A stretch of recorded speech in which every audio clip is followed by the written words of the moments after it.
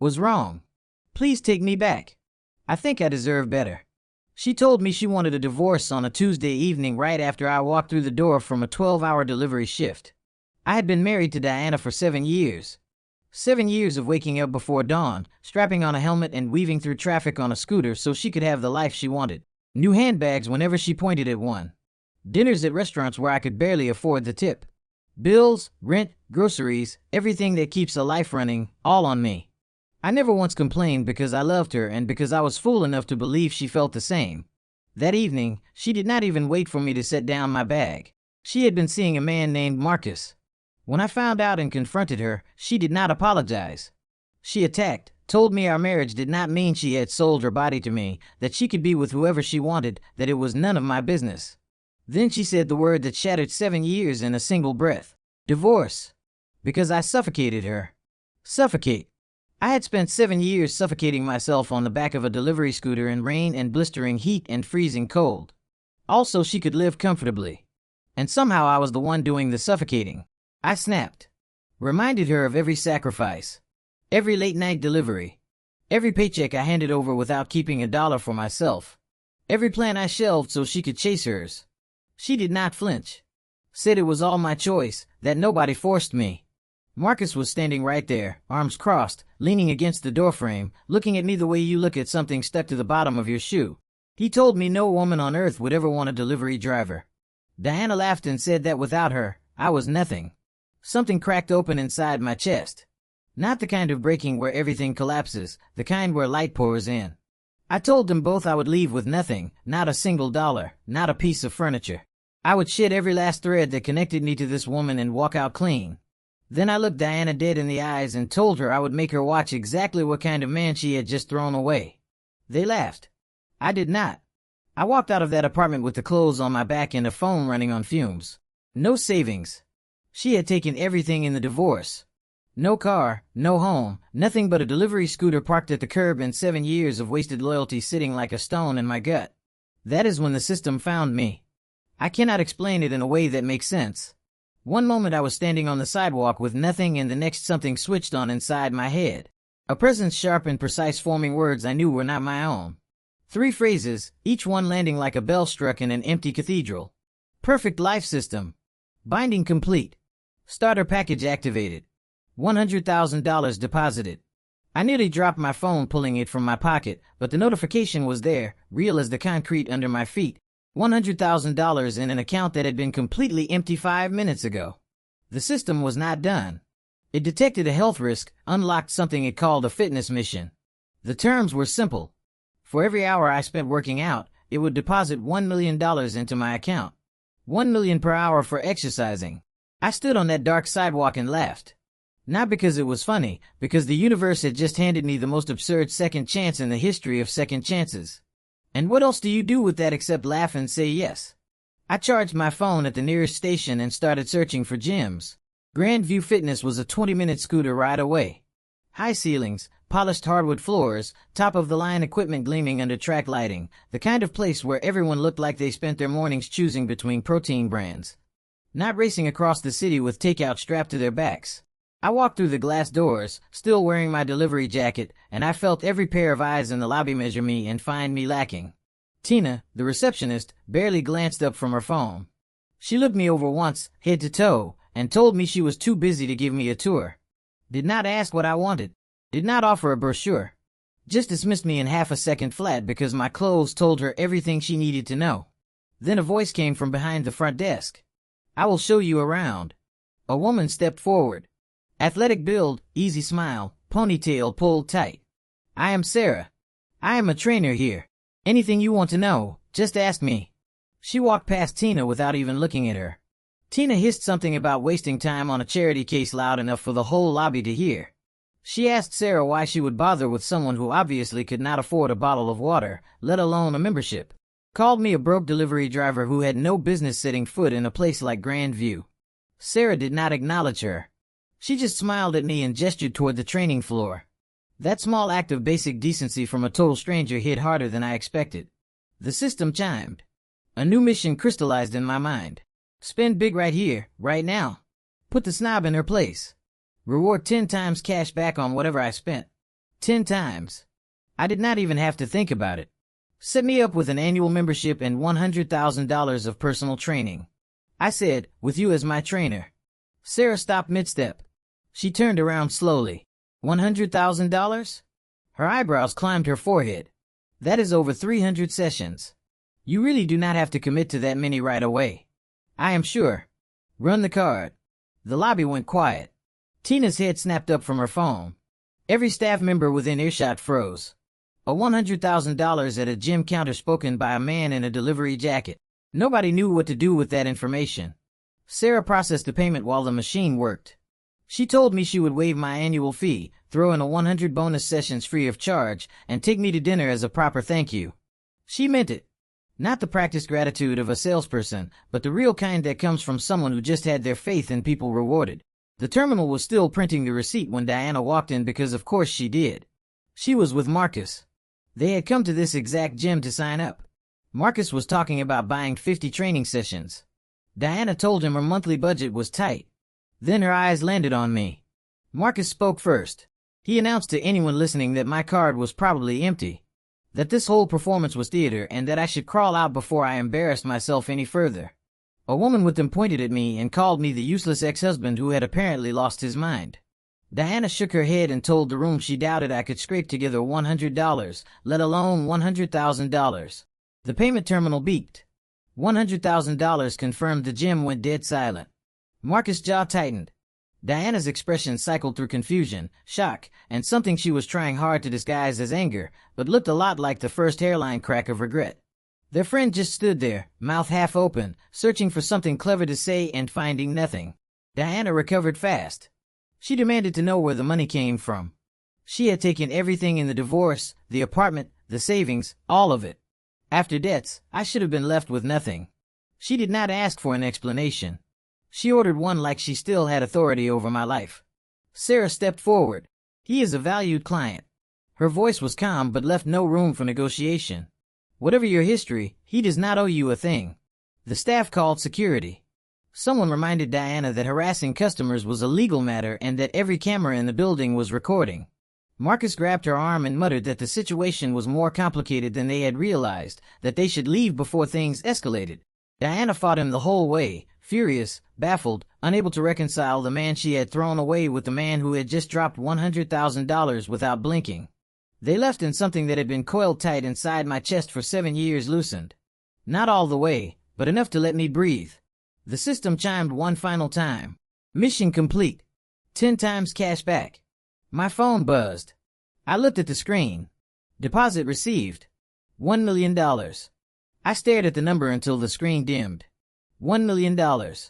1 hour ago, I had walked out of my marriage with absolutely nothing. Now I had more money than I had earned in my entire career combined. Behind the front desk, Tina's voice cracked as she talked to a coworker. She had thrown away a $30,000 commission because she had decided in 2 seconds that a man in a cheap jacket was not worth her time. Her coworker asked what happened. Tina just exhaled long, shaking, and whispered something I could not quite hear, but I did not need to hear it. I already knew. Ready to start your first session? Sarah tapped my shoulder, towel draped over her arm. I nodded. She led me to the weight floor and spent the next hour walking me through every exercise with the kind of patience that makes you want to work harder just to deserve it. No mention of the money, no mention of Diana, just a good coach doing her job well, and a man learning what it felt like to invest in himself for the first time in 7 years. The session burned. Every set found muscles I did not know existed. Sarah adjusted my form with careful hands, counted my reps out loud, and told me when to push and when to rest. She never rushed. She never checked the clock. When the hour ended, I was dripping sweat, arms shaking, lungs on fire. But underneath the exhaustion was something I had not felt in a very long time. Purpose. The system was real. The money was real. And for the first time since Diana had torn my life apart, I had something she could never take from me again. A second chance. And I was not going to waste this one on anyone who did not deserve it. The next morning, I settled into what would become my new routine. 2 hours at Grand View, pushing through every exercise Sarah had taught me. And when the session ended, the system deposited another $2 million into my account. Just like that. Millions for sweating. The system had a new mission waiting. Give Sarah a gift that genuinely makes her happy. The reward, a top-spec Mercedes wagon, fully paid, waiting at the dealership whenever I was ready. A luxury car for buying someone a present. I was beginning to understand the system's logic. Take care of the people who treat you right and the rewards take care of themselves. But I could not just hand Sarah an expensive gift out of nowhere. We had known each other for a day. That would come off wrong. So I came up with something. After training, I wiped my face with a towel and mentioned that my younger sister had a birthday coming up. Told her I needed help picking a gift. Sarah's eyes lit up. Girls always love designer bags, especially someone just starting their career. She slung her towel over her shoulder. Something practical but elegant. The kind of thing that makes you feel like you have made it, even when you are still figuring things out. We went to a boutique downtown. Sarah walked straight to a bag in cream white, ran her fingers along the stitching, and told me it would be perfect for a younger sister. She knew exactly what she was looking at, and she knew exactly what it cost, and I caught the tiny flicker of longing she snuffed out before she thought I would notice. I told the clerk to wrap 2. Sarah turned. 2, 1 for my sister, 1 for you. Before she could argue, a voice sliced across the store. One of Diana's friends, I did not even know this woman's name, had spotted me and immediately announced to everyone within earshot that I was a broke delivery driver who could not afford the air inside this building. Let alone 2 designer bags at $56,000 each. She told the staff to stop wasting their time. The terminal beeped, $112,000. Approved. The clerk handed me the bags and the receipt.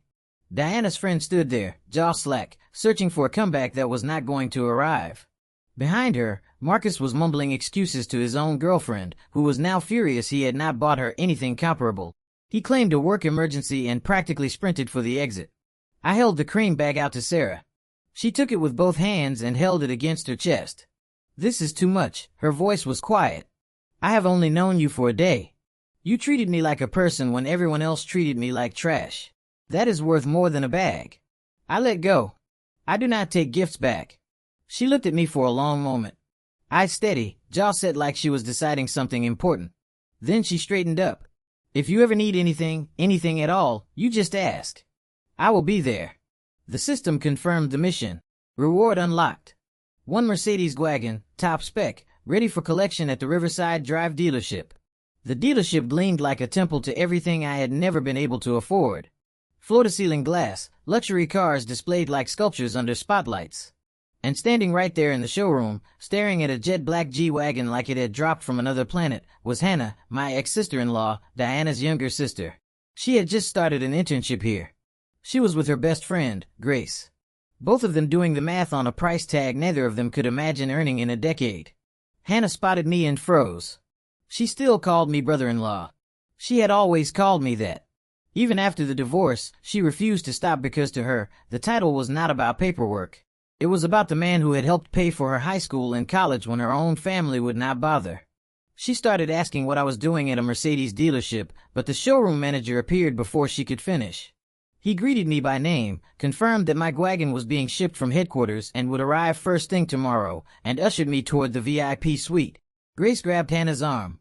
That car costs more than we will see in a lifetime, she whispered loud enough for the entire showroom to hear. I reached into the bag and pulled out the designer handbag. Happy early birthday, Hannah opened the box. Grace looked up the price on her phone and announced the number at full volume. Hannah's coworkers started buzzing. One of them told her she was the luckiest girl alive. Another said something that turned Hannah's cheeks bright red. She looked at me with an expression I had not seen from anyone in a long time. Gratitude, sure, but underneath it, relief. She had been worried about me since the divorce. Genuinely worried. And now she could finally exhale.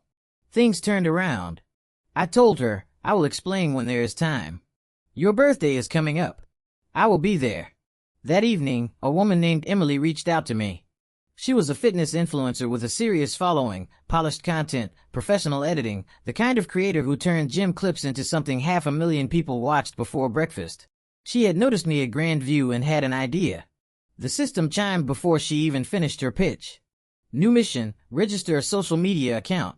Reward, $20 for every new follower, $20 per like, no ceiling. Emily's concept was sharp. A daily account built around 2 things. My fitness progress and glimpses of the lifestyle I was building, the car, the spending, the transformation from delivery driver to someone the algorithm could not ignore. She would handle filming and editing. I just had to show up and be myself. I said yes. She had a full production plan ready by the next morning. The first video dropped that afternoon. By midnight, it had crossed 50,000 followers and 500,000 likes. The system tallied the rewards between the social media earnings, the gym deposits, and the mission payouts. I had made more in a single day than I had earned in my entire previous career. My account balance sat at $2,880,000, and it was still climbing. Diana predictably could not leave it alone. She and Marcus had spent the evening constructing a theory. The gym membership, the bags, the money, all loans, borrowed cash. A desperate man maxing out his credit to create the illusion of success. She told her friends I had destroyed my own credit rating just to play pretend. And she promised to come to Grandview the next morning and expose me in front of everyone. She kept her promise. I was mid-set on the bench press when she stormed through the entrance with Marcus behind her. She announced to the entire lobby that I was a fraud, a broke delivery driver playing dress-up with borrowed money. Marcus backed her up, told me to drop the act and kneel. One of their friends loudly declared she would kneel and apologize in front of everyone if I turned out to be genuinely wealthy. I wiped the sweat off my forehead and waited. Emily stepped out from behind her camera rig. He has more than enough money. Her voice was calm but carried across the lobby without effort. I have seen the accounts myself. You should leave before this gets embarrassing. Diana's side immediately called her a hired actress. Marcus said no real influencer would associate with a delivery driver. I pulled out my phone, opened my bank account, and held the screen up. 2,880,000. Right there, the laughter stopped. Diana scrambled for an explanation. Said I must have borrowed it from every delivery driver I knew. That the screenshot was doctored, that none of this was real. Then a horn sounded outside. A dealership driver pulled up to the front entrance of Grandview in a jet black Mercedes G-Wagon, top spec, brand new. He stepped out, walked into the lobby, and handed me the keys, the registration, and the full purchase contract. Every page stamped and signed, full cash payment, no loans, no leasing, mine. The gym went silent. Diana tried once more, said, I must have rented it. The driver showed her the ownership papers with my name across the top. Her lips moved, but nothing came out. Marcus took her arm and pulled her toward the door, muttering that they should leave, that things had gotten out of hand. Sarah stepped forward and told them both that if they came back to harass me again, the staff would file a report. Security held the door open. They left. Emily leaned against the hood of the wagon and grinned. That entire thing was caught on camera. This content is going to break the internet. She was not wrong. The edited clip, faces blurred, names removed, but the drama intact, hit the account that evening. 200,000 likes, 28,000 new followers overnight. I stood in that parking lot, leaned against a car I never would have dreamed of owning 2 days ago, and watched the notifications roll in. The system kept chiming. Follower rewards like rewards, mission bonuses, stacking on top of each other faster than I could read them. 2 days ago, I had walked out of a marriage with nothing. Now I had money in the bank, a car in the lot, a business partner who knew how to turn my life into content, and people around me, Sarah, Hannah, Emily, who had chosen to stand in my corner when they had every reason not to. Diana had told me no one would ever want me. She was wrong about a lot of things, but she was most wrong about that. Sarah was off that day. Not physically, she still showed up, still ran me through the exercises, but her mind was somewhere else entirely. She kept losing focus mid-set, staring at nothing, snapping back with an apology and a forced smile. I asked her what was wrong. She hesitated. Then she told me about Jenny. Jenny was a college roommate, the kind who measured everything in life as a competition and had decided early on that Sarah was the scoreboard. After graduation, Jenny had landed a boyfriend with money, a man named Brad. And now she was throwing a housewarming party at a villa he had rented in Parkview Estate, the most exclusive neighborhood in the city.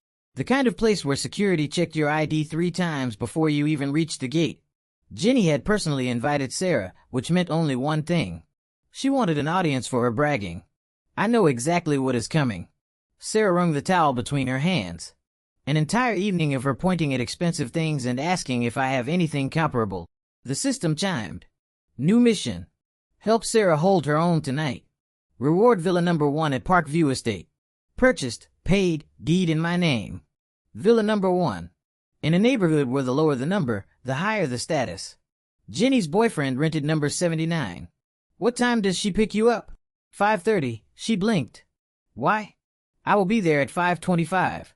Jenny arrived right on time, pulling up in Brad's sedan and stepping out like she was walking a red carpet. She looked Sarah up and down the way a jeweler examines a flawed stone, noted the lack of designer clothes, pointed out that Sarah's bag was a cheap brand, laughed, and called it a joke. Then Jenny started on the car, told Sarah to appreciate the leather seats, the sound system, the fact that this vehicle cost more than most people made in 5 years. She asked Sarah if her boyfriend had a car. Sarah told her he did. Jenny asked what kind. I pulled up in the wagon. The look on Jenny's face went through 3 stages: surprise, confusion, and then a hard calculation. As she tried to figure out how Sarah had a man who drove a car like that, Brad leaned over from the passenger seat and whispered something that settled Jenny down. He had a plan. His rented villa would speak for itself. Nobody could fake that. That was Brad's theory, at least. We drove through the estate gates. Security waved Brad through and he made sure Sarah noticed. Jenny launched into a guided tour before we even parked. Pointed out the private patrols, the biometric gates, the camera coverage. She pointed at the street lights and said each one cost more than most cars. She pointed at the landscaping and said every tree had been selected by a professional designer. Brad delivered the punchline he had been building toward all evening. He explained that in Parkview Estate, the villa numbers were a ranking system. The lower the number, the more powerful the owner. The single digits belonged to the most influential figures in the entire city. His villa was number 79. Rented, not owned. And even getting a rental here required connections most people could only dream about. Jenny backed him up. Said the day Brad could actually buy one of these villas would be the day he had truly made it. I listened to all of it without saying a word. Then my phone rang. I stepped away and answered. The estate manager introduced herself. Her tone made it clear. She did not call residents directly unless it mattered. She told me the paperwork for my villa was ready. The deed, the contracts, everything. She asked where she should deliver them. I told her I was at Villa 79. 5 minutes later, a black sedan pulled up. The estate manager stepped out in a tailored suit carrying a leather folder under her arm. Brad saw her first, his face lit up. The estate manager here in person at his villa. He assumed she was there for him. He started walking toward her with his chest puffed out, already rehearsing his line. She walked straight past him. She stopped in front of me, extended her hand, and introduced herself formally. Then she opened the folder and presented me with the property deed, the purchase contract, and the keys to Villa Number 1. Number 1, the most prestigious address in the entire state, not rented, owned outright. Brad's face collapsed. Jenny grabbed his arm and hissed something about him telling her I was a delivery driver. Brad stammered that he might have been mistaken. The estate manager gave them a look that said she had heard enough, handed me her card and told me to call any time I needed anything. Brad turned to me after she left. The swagger was gone, replaced by something closer to panic. He apologized, said he had not realized who I was, that everything he had said was out of ignorance, that he had been showing off about a rented villa in front of a man who owned the crown jewel of the neighborhood. I told him to stop wasting time trying to impress people and to treat the woman standing next to him with more respect. He nodded so fast his head blurred. Jenny tried a different approach. With Brad's humiliation still fresh, she pivoted without shame. Started complimenting me. Said she had been wrong, asked if I might be interested in getting to know her better.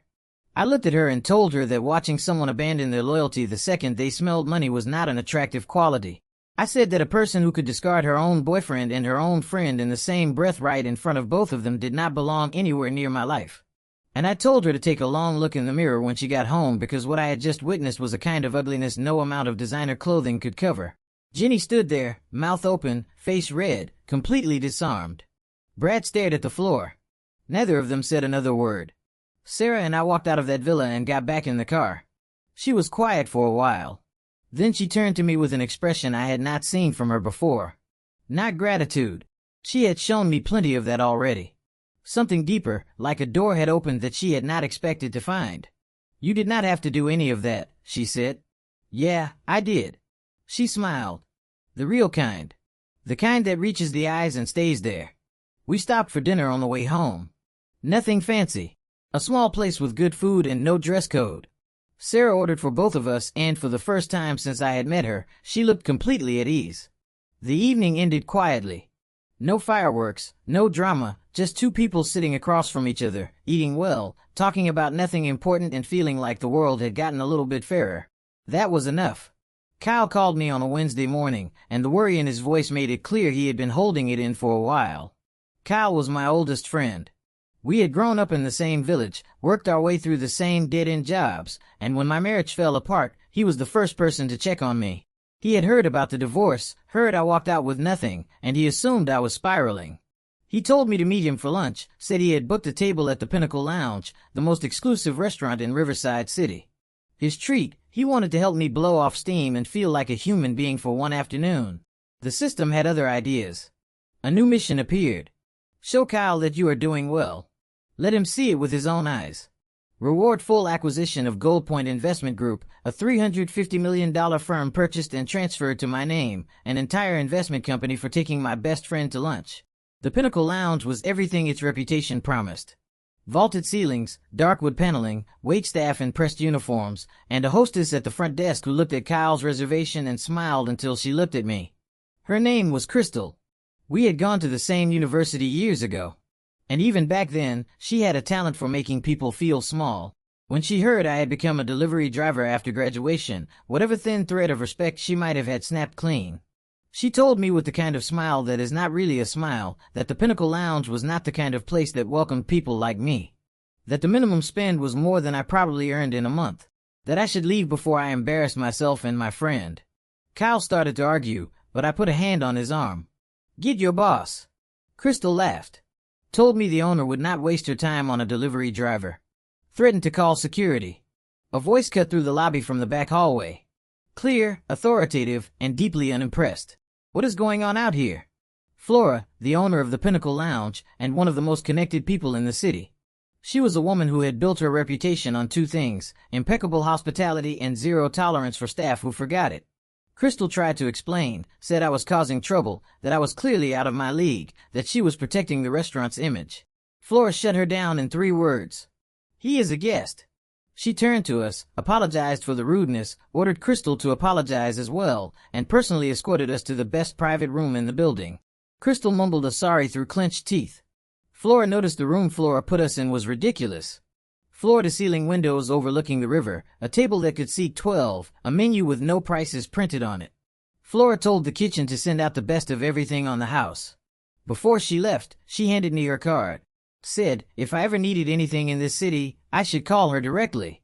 Her name carried weight, and she was happy to extend that weight to someone who conducted himself the way I did. Kyle waited until the door closed before he grabbed my arm. What is happening right now? His eyes were wide. You walked out of your marriage with nothing. I told him the version he could handle. Said I had gotten into investing after the divorce, that things had gone well, that I was doing better than he thought. Kyle studied my face for a long time. Then he exhaled slow and heavy, and the tension he had been carrying since he picked up the phone that morning drained out of his shoulders. You know I was ready to lend you money, right? He shook his head. Had a whole speech prepared. I know you are really okay. I am really okay. He grinned. The kind that comes from genuine relief, not politeness. We ate well that afternoon. Talked about nothing important and laughed the way we used to before life got complicated. When the bill came, I paid without blinking. The system confirmed the mission that night. Gold Point Investment Group purchased, fully transferred. I would receive a call in the morning to arrange the handover. That call came at 9 sharp. A man named Lawrence, polite and professional, confirmed that the acquisition was complete and asked when I could come for the formal transition. I drove over immediately. Gold Point's offices were clean, modern, and busy.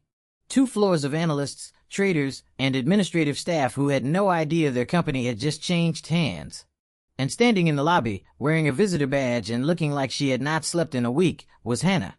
I had forgotten. Gold Point was where she worked, her internship. She saw me and her face went through the same confusion it always did. Trying to reconcile the brother-in-law, she remembered, with the man standing in front of her. She started to ask what I was doing there, but a voice barked across the floor. Roger, her supervisor. A mid-level manager with a corner office and the kind of petty authority that ruins people. He snapped at Hannah for standing around chatting instead of working, told her if she did not change her attitude, she could forget about ever being promoted. Hannah flinched, the kind of flinch that comes from repetition. I asked Grace later what the full story was. Grace told me everything. Roger had been targeting Hannah since her first day. He wanted something from her she would not give, a personal arrangement off the books. When Hannah refused, he made her work life a living hell, piled the hardest assignments on her desk, scheduled overtime every night. And when the one permanent position opened up, he gave it to another intern who had agreed to his terms. That morning, Roger stood in front of the entire intern team and announced the promotion. He praised the other intern's attitude, her willingness to go above and beyond. Then he turned to Hannah and told her in front of everyone that hard work alone was not enough, that she needed to learn to listen to her superiors. Hannah lost it. She stood up and told him exactly what she thought of him. Called out every late night, every unfair assignment, every time he had punished her for saying no. She said the promotion was not earned. It was bought, and everyone in the room knew the currency. Roger called security. 3 guards were closing in on Hannah when I walked through the door. Roger was screaming for them to drag her out. Hannah was standing her ground, but she was shaking, small and outnumbered, and about 3 seconds from losing everything. I stepped between her and the guards. Roger did not recognize me. He told the guards to remove me, too. Said this was an internal matter, threatened to have us both arrested. Hannah grabbed my arm. "We should go," she whispered. "It is not worth it. Stay behind me." Roger was still shouting orders when the elevator opened and Lawrence stepped out, the previous owner. He walked across the floor, stopped in front of Roger, and told him to shut his mouth. Then he turned to the room and made an announcement. Gold Point Investment Group had been acquired fully, completely. The man standing next to Hannah, the man Roger had just tried to throw out, was the new owner. The office went dead silent. Roger's face drained of color. The guards took 3 rapid steps backward. I fired Roger on the spot, told him his employment was terminated and that legal would be following up on the hostile environment he had created. I fired the other intern, too. Roger tried to argue, said he had been with the company for years. I told him that using a promotion to coerce a young woman was not a misunderstanding. It was the kind of thing that ended careers and started lawsuits. He went white and stopped talking. Lawrence handled the paperwork. Within the hour, Roger was escorted out of the building. I made one more announcement before leaving the floor. Effective immediately, Hannah was promoted to executive secretary, reporting directly to me. She pulled me into the hallway afterward. She looked caught between laughing and crying. "How?" Her voice cracked. "How is any of this real?" "Long story." I loosened my tie. "But right now, I need you to do something. Go to the trading floor and tell them to put everything we have into gold futures. Full position, maximum leverage." She stared at me. "Everything that is the entire company's capital. If it goes wrong, it will not go wrong." She searched my face for a few seconds. Then she nodded, turned on her heel, and walked toward the trading floor with the kind of purpose I had not seen from her before. The gold futures play was about to begin. And if the system's investment skill was as sharp as everything else it had given me, Gold Point was about to make history. Every person in that trading room thought I had lost my mind. Victoria, the head of the investment division, was the most vocal. She was brilliant, one of the sharpest analysts in the city with a track record that spoke for itself. When she heard my order, full position, maximum leverage, all of it on gold futures, she walked into my office, closed the door, and told me I was about to bankrupt the company. She laid out her case. International conditions were stable. There was no catalyst for a gold surge. Putting the firm's entire capital on a single leveraged position was not bold. It was reckless. I told her to execute the order. She pushed back hard. Said she would stake her reputation on gold not moving. I looked at her and proposed a wager. If I was right, she would accept my authority on every investment decision going forward. No arguments, no second guessing. If she was right, I would step back from the trading side and let her run it. She agreed without hesitation. Hannah was standing in the doorway, pale-faced. "Are you sure?" she whispered. "I am sure." The order went through. $500 million, fully leveraged, all on gold. For 3 hours, nothing happened. Victoria sat at her desk with her arms crossed, watching the ticker with quiet confidence. The floor hummed with nervous energy. Then the news broke. 2 major nations had gone to war. The kind of sudden eruption that sends shock waves through every market on the planet. Gold futures spiked 5% in the first 10 minutes, then 6, then 7. The trading floor erupted, analysts shouting numbers, someone knocking over a coffee mug. Nobody noticed. Victoria was staring at her screen like she was watching physics break. But I was not done. I told the team to hold. Gold was going to climb to 12% before it peaked. Not 11, not 13, 12. Victoria looked at me like I had told her I could predict the weather. Gold hit 12%, then it stopped. Then it reversed. The trading floor went absolutely silent. My team sold at the peak, locked in the profits, and pivoted to a short position. By the time the dust settled, Goldpoint had netted $4.5 billion in a single day, more than the firm had earned in the previous 3 years combined. Victoria walked into my office, closed the door, and sat down across from me. She was quiet for a long time. I underestimated you. She removed her glasses and set them on the desk. The bed is settled. From this point forward, I defer to your judgment on every major position. I value your analysis, I said. Keep pushing back when you disagree. A leader who only hears agreement becomes blind. She studied me for a moment, surprised. Then she nodded and something shifted between us. Not affection. Respect. The real kind. The kind that only forms when two capable people stop competing and start collaborating. 2 days later, I made another call. Well, futures short position 10% drop, full leverage. Victoria did not argue this time. She just nodded. Well, dropped exactly 10%. Goldpoint netted another $5 billion. The investment world in Riverside City was now talking about Goldpoint like it had been touched by something supernatural. The firm that had been a mid-tier player 2 weeks ago was the most feared name in the market. Diana and Marcus heard about the trades, too. They did not know I was behind them, but they knew Hannah worked at Goldpoint. They showed up at her apartment with gifts and rehearsed smiles, asking her to introduce them to the mystery genius. Hannah told them no firmly, clearly, and without explanation.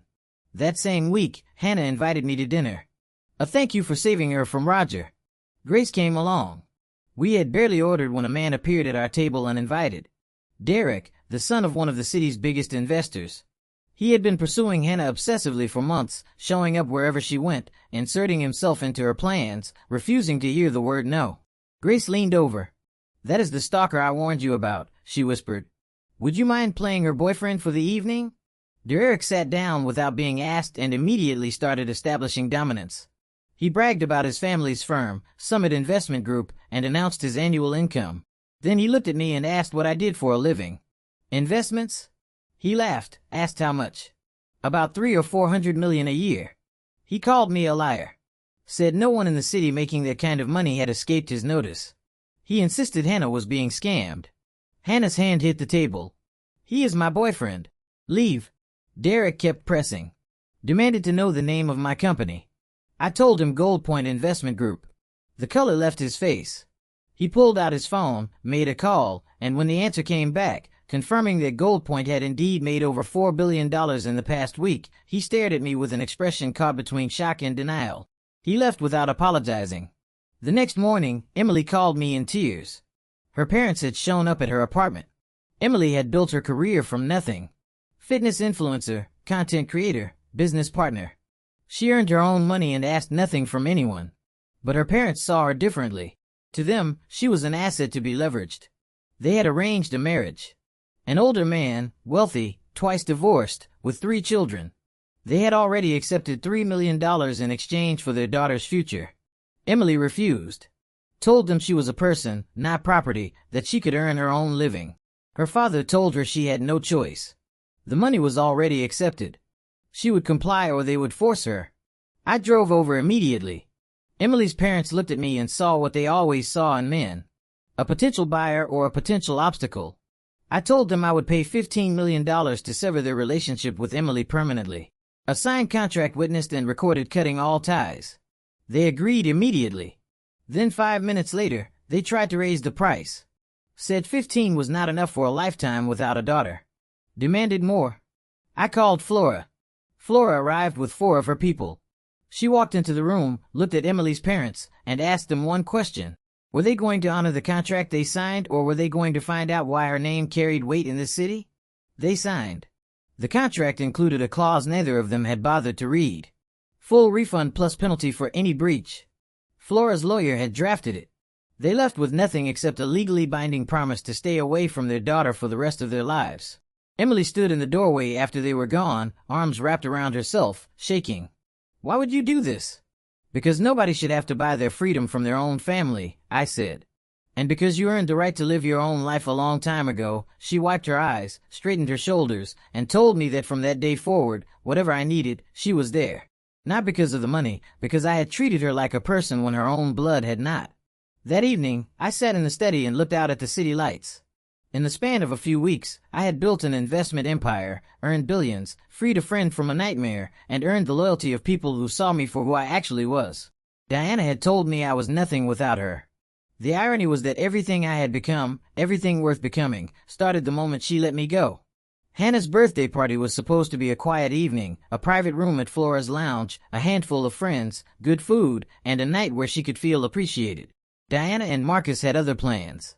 They had spent the week obsessing over the mysterious genius behind Gold Point's trades. They still did not know it was me. All they knew was that Hannah worked there and that this genius had made billions. If they could get an introduction, they believed they could ride that wave to generational wealth. Hannah had already turned them down flat. So, they changed strategy. Shower her with generosity at the birthday party, then use the goodwill to wear her down. They arrived early. Marcus presented a compact car, nice enough to impress, modest enough to seem like a gift between siblings rather than a bribe. Diana wrapped it in a bow and delivered it with the kind of smile that only appears when someone wants something they are not willing to ask for directly. Before the wrapping paper hit the floor, Marcus leaned in and started talking about Gold Point again. Said this was a once-in-a-lifetime opportunity. Offered money, a cut of whatever profits came from the partnership. Hannah looked her sister in the eye. You are wasting your time. Diana pushed harder. Asked why Hannah was being so difficult. Why she was choosing a stranger's loyalty over her own sister. Hannah did not blink. The person you were looking for would never agree to work with you ever. Then I walked in. Marcus saw me first, his lip curled. He nudged Diana and muttered something about the delivery driver crashing a party he was not invited to. Diana looked me over with the same expression she always had. Contempt layered on pity, polished to look like concern. Marcus announced to the room that I was Diana's useless ex-husband. That everything since the divorce, the car, the gym, the spending was theater, loans, and borrowed money, and a man too proud to admit he had nothing. I did not respond. I walked to Hannah, set a small envelope on the table, and said, "Happy birthday." She opened it. Inside were the keys and full ownership papers for a brand new top-spec BMW. Paid in full. The room went quiet. Hannah's friends looked at the keys, looked at me, and looked at the compact car Diana had brought. The contrast did not need to be spoken. Diana's face tightened. Marcus stepped forward, already building his next accusation. Hannah stood up. He is the one. Her voice was clear enough for every person in the room to hear. He is the owner of Gold Point Investment Group. Every trade, every billion, every headline, it was all him. Diana laughed. Said that was the most ridiculous lie she had ever heard. That she had been married to me for 7 years, that she knew exactly what I was, and that no amount of acting could change the facts. Marcus backed her up. Hannah pulled up Gold Point's public trading record on her phone and held it up. The number's right there, billions in verified profits, my name listed as sole owner. Diana swatted the phone away, said it was fake, said they had manufactured the screenshots, said she would believe it when she saw proof that even she could not deny. The door opened. Walter walked in.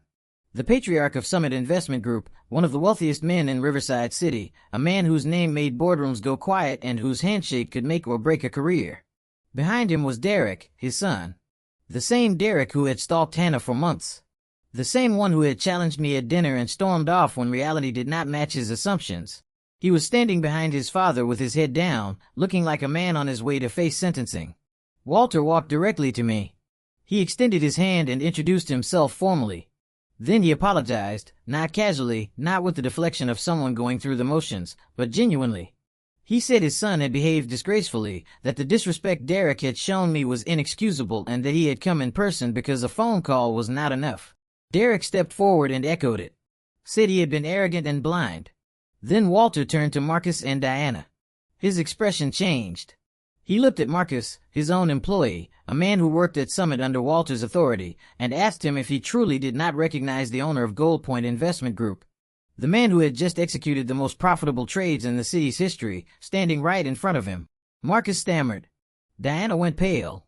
Walter told them both they were finished, not just at Summit, in the entire investment industry. He said anyone who could not recognize talent standing 3 feet away had no place in the field. He fired Marcus on the spot and said he would make sure every firm in the city knew why. Diana started to shake. Everything she had built her post-divorce life on, Marcus' career, his connections, his money, was collapsing in real time. Flora leaned against the bar with her arms crossed. She had arrived minutes earlier, watching the scene unfold with the quiet amusement of someone who had seen this exact kind of reckoning play out 1,000 times before. Diana turned to me. The contempt was gone. The pity was gone. In their place was something raw and desperate. She said she understood now that she had been wrong, that the divorce was a mistake. She asked if I could forgive her, asked if we could start over. She said she still had feelings for me, that she would do anything, that she would never hurt me again. The room was dead silent. Every person in it was watching: Hannah, Grace, Emily, Flora. I looked at Diana for a long time. I looked at the woman who had told me I suffocated her, who had laughed when Marcus said no one would ever want me, who had walked away from 7 years without a single backward glance. She was crying now, standing in the middle of a birthday party. She had crashed with an agenda, tears running down her face, begging a man she had thrown away to take her back. I felt something I did not expect. Not anger, not satisfaction, not even pity, clarity. "You made the right choice," I said. "If you had not walked away, I would never have found this life. I would never have met the people standing in this room. I would still be on the back of a scooter delivering food in the rain, believing that what we had was all I deserved." She opened her mouth to respond. "I think I deserve better." For words, no venom, no triumph, just the truth spoken by a man who finally believed it.